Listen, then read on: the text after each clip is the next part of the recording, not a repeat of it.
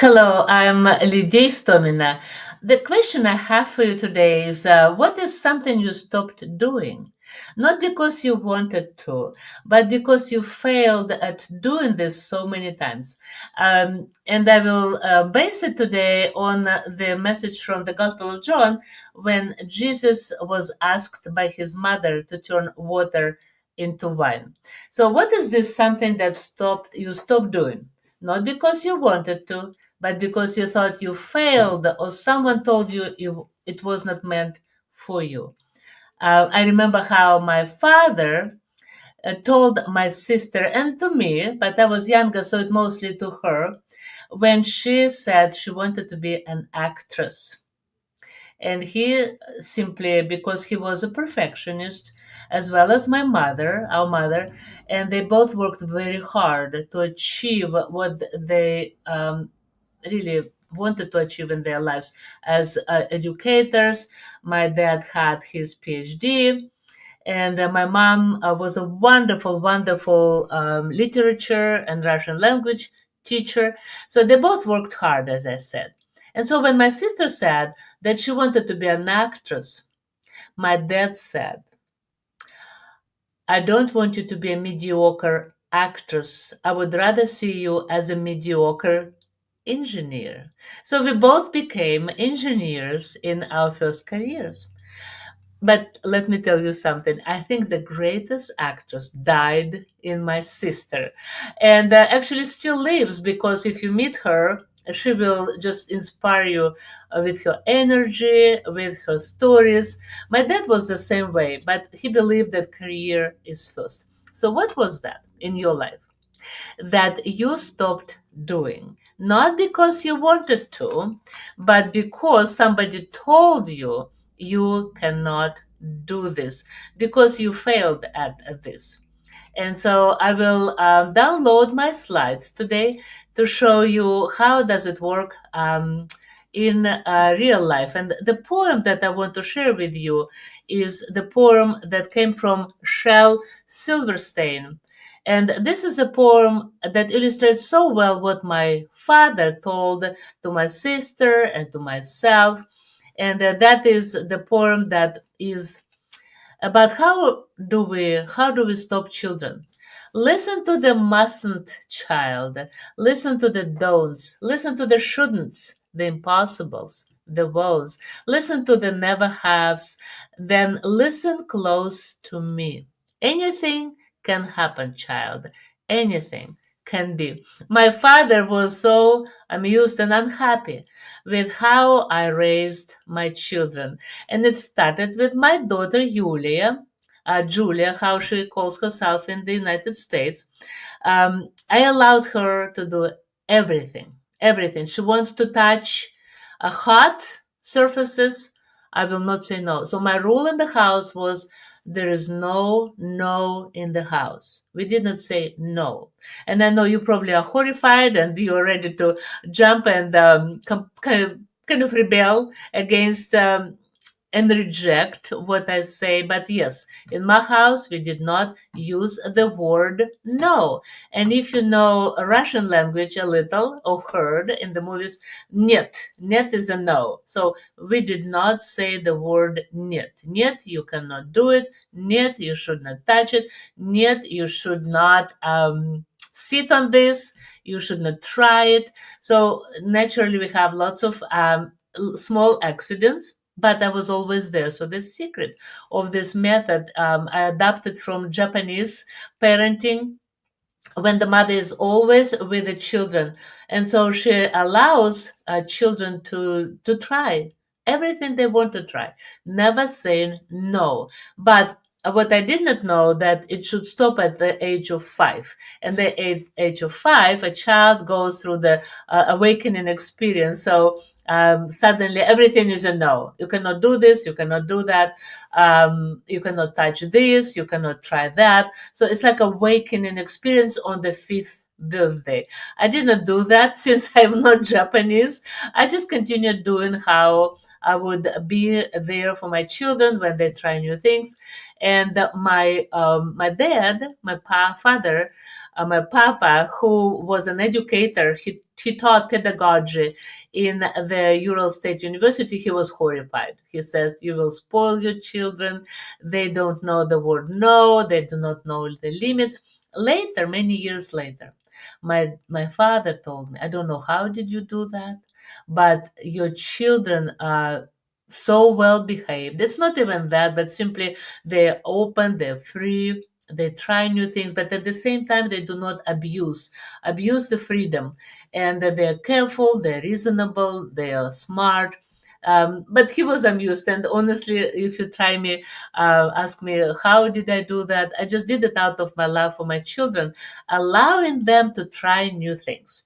So that's the reason I brought that story. Is today we are talking about um, the Gospel of John. We talk about the Gospel of John and how the mother of Jesus encouraged him to turn water into wine when he argued with her. He said, "Is that any of our business, mother, yours or mine?" It was a wedding in Cana, and it was not his wedding, it was not anybody's wedding, probably distant relatives that they came to attend. But he even told her, "Don't push me. Don't push me to do something that it is not my time to do." Remember, Jesus was the Son of God. Jesus was God Himself in the human flesh. God took upon Himself our flesh to be amongst us. That's a big difference. So he could do probably anything he wanted, but it was not the right time. That's what when we raise our children, we believe that we know better when is the right time. But it is like in that poem that I truly like. Listen to the mustn't child, listen to the don'ts. I don't you think that we hear these words from our parents, teachers, pastors? "You shouldn't do that," or "You mustn't do that." It's not I think what and how we should say, or to develop that sense of um, miracle making that each of us is capable of. But so the sermon today is titled "Reach Out and Shine, Sharing the Light of Christ." How can we do that? And I want to focus today on learning, on being brave to practice certain things that we maybe put aside. Will our life be any different if we had a way to stretch ourselves? And I will also talk about what the church can do for each of us to stretch ourselves, because stretching can be physical, right? So when we exercise, stretching is very good for our youthfulness. And we have a wonderful group in the church that is called Endless Energy Circle for seniors. And um, Carol Schwartz is teaching that class, and every Tuesday, and it's more about physical stretching. But I will mostly focus today on emotional and spiritual stretching that we can learn from this Gospel of John. So today, reach out and shine. So how can we shine in this world when we do not um, know the freedom of doing that? So let's address the scripture one more time. So this is the wedding in the village of Cana in Galilee. And so Jesus and mother, they face the fact that the wedding banquet is still going on, but there is no wine. So they're running low.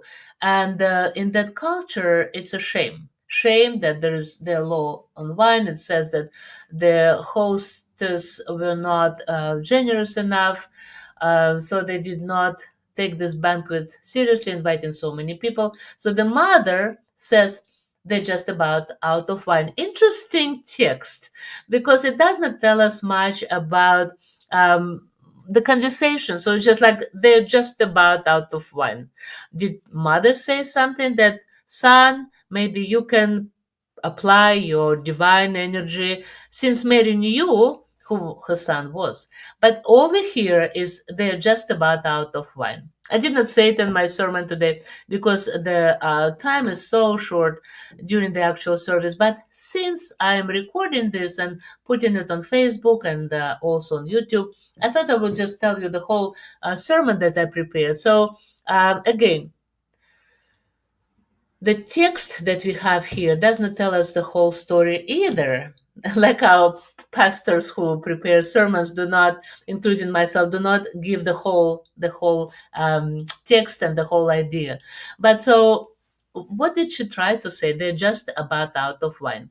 And Jesus said immediately, like jumping over a few phrases, probably, is that any of our business, mother, yours or mine? This is not my time, he says. Don't push me. You see, when we are pushed, we start stretching. We start stretching in terms of learning.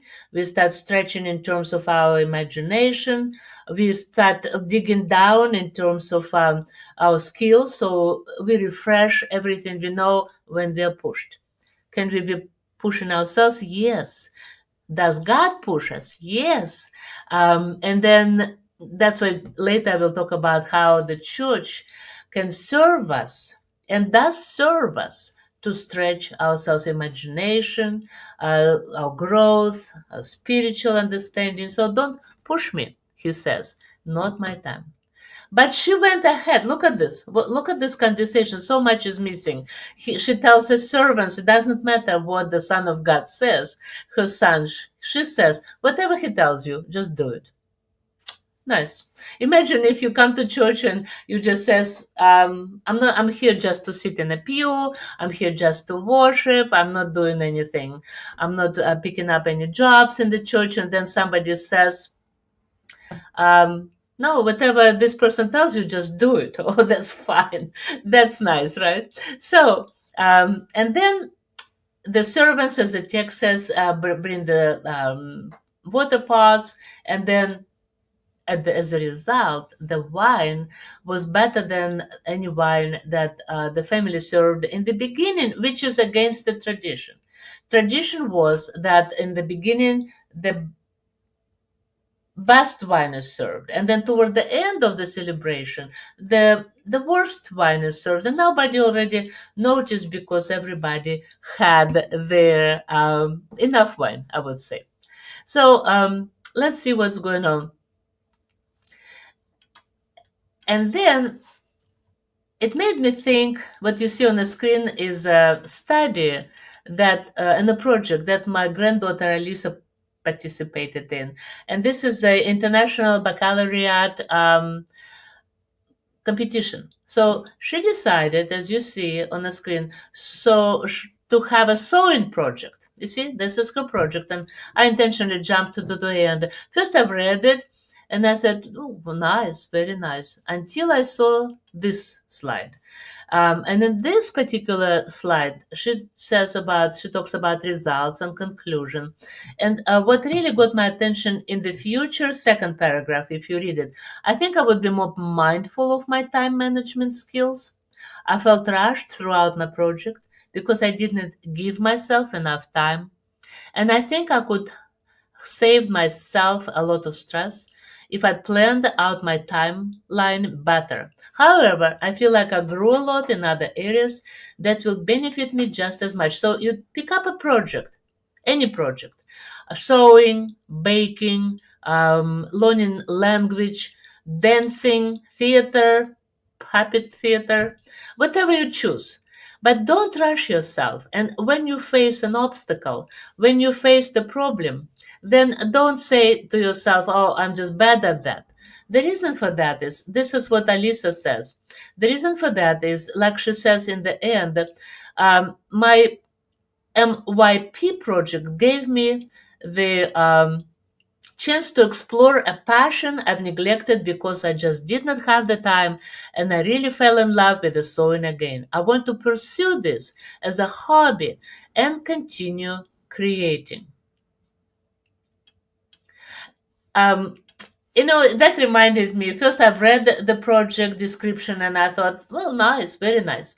But then I've read it again because of this connection, where Alisa says, in the past, I've struggled with completing my sewing projects and often just abandoned them. ITL is a learning theory that actually this project, international project, was designed around. It reminded me of how I loved sewing when I was a teenager, just like my grandchildren. I loved sewing. But every time I will buy the fabric and I will cut it and measure everything and then start sewing, it's either a pocket did not look right or the collar. So simple things I could make, sundress or something like this, but nothing like a really complex skirt or maybe a dress.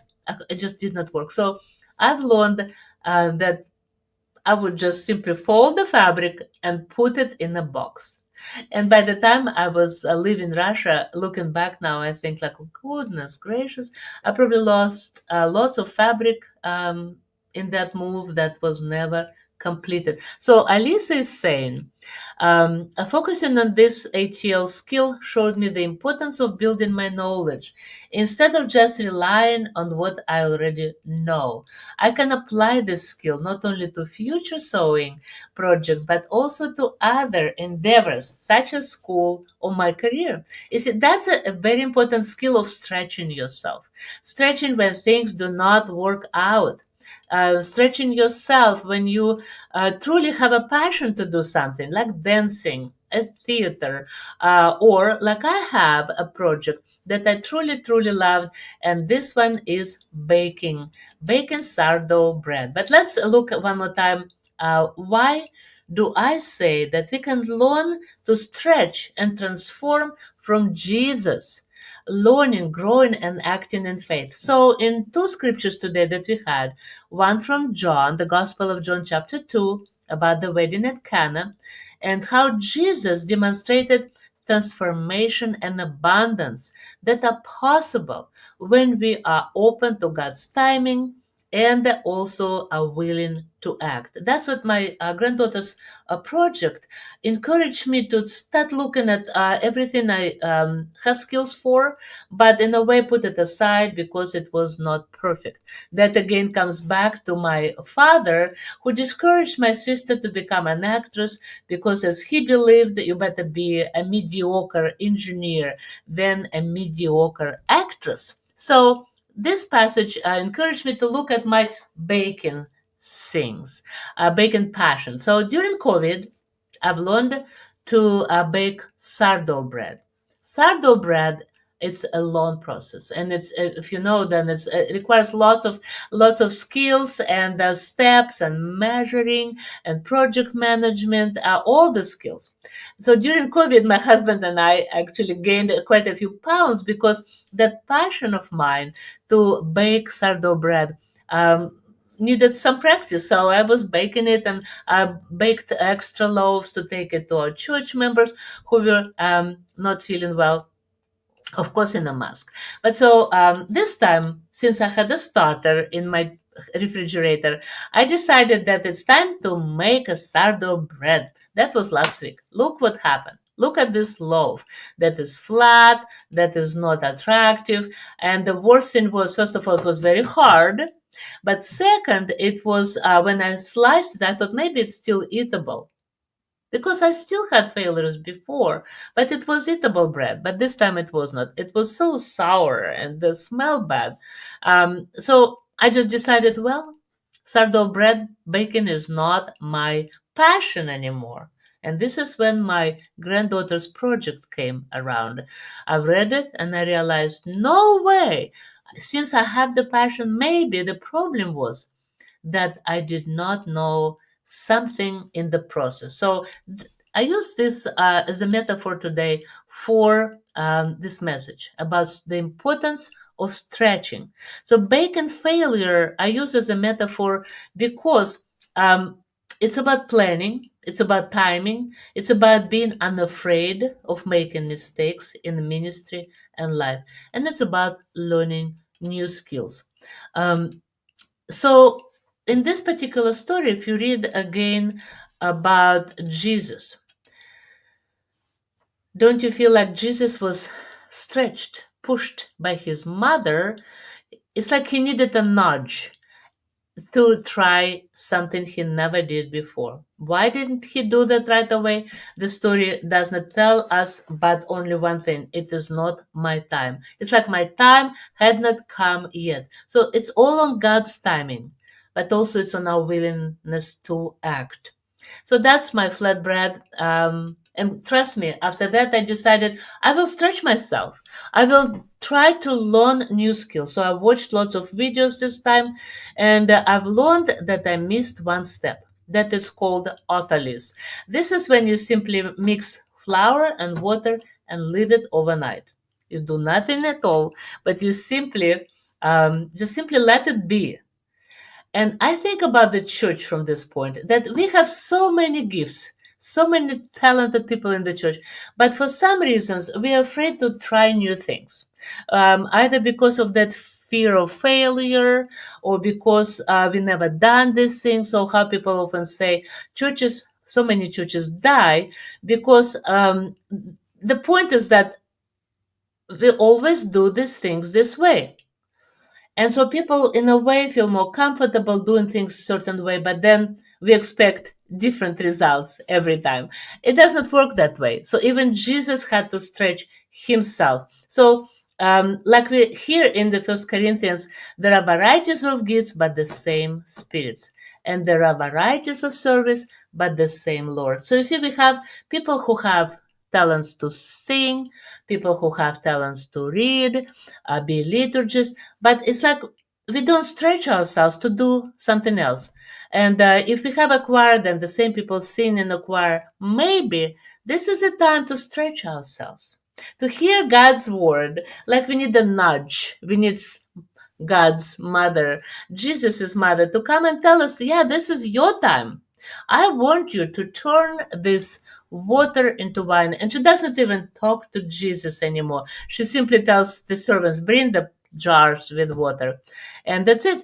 So there is going to be a tug of war in our spiritual life because God is always in the process of transforming us. So it's like that stretching, that distress is needed, very much needed, for us to try new things. To distress in our spiritual lives, God uses moments of discomfort, challenges, and even failures to stretch and grow, as Psalm 41 says. We have to stretch ourselves to share Christ's light more effectively. And we also grow in our faith more and faster. And when we trust that God works through our efforts, even when we are um, making mistakes. So in Matthew 12:13, like I have on the screen, then he said to the man, stretch out your hand. He stretched it out and was restored to normal like the other. Or like in James chapter 1, verses 2 and 4. Consider it all joy, my brethren, when you encounter various trials, knowing that the testing of your faith produces endurance. And let endurance have a perfect result, that you may be perfect and complete, lacking in nothing. You see, stretching does something to our souls. Stretching that far does something to our bodies, and we feel better. We have the energy. So that nudge is must not be bad. So what I want us to talk about now about Jesus again. I want to say something that I did not say in my message in the church today, but this is about not just baking bread. This is not just about something that we try or we are passionate about. My son, when he visited me with his family, with his wife and his children, and my daughter, we have always very nice, very good, important, life-giving conversations. So he shared with us about how the neuropath in our brain stopped developing after the age of 26. And I thought, like, wow, that is unfair. This is not fair because I always feel like I want to be youthful. I want to learn new things. And here's my son. This new generation, I've learned, they just say things as they are. not like us. And we're always smoothing things around. But they just say it, and I just realized, oh my gosh, I'm not 26.